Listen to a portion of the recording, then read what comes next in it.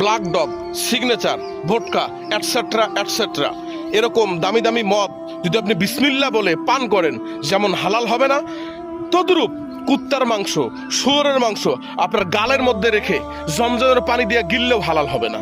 প্রেমিক পুরুষরা, তোমাদেরকে উদ্দেশ্য করে বলছি, বিয়ার নিয়তে প্রেম করে ওই মেয়েটার সাথে তুমি সংসার করার নিয়ত করে প্রেম করে মেয়েটার সাথে নষ্টামি করবা, এটাও তদ্রূপ হারাম, এটা জায়েজ হবে না।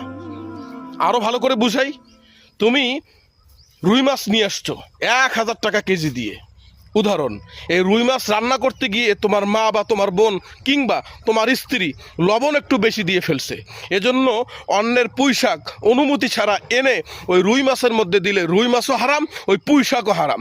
তদ্রূপ তুমি বিয়ের উদ্দেশ্যে, নেক উদ্দেশ্যে প্রেম করে নাজায়েজ কাজ করে বিয়ে করবা, এটাও হারাম। এই ভিডিওটা বেশি বেশি শেয়ার করো প্রেমিক পুরুষদের কাছে। আল্লাহ হাফেজ।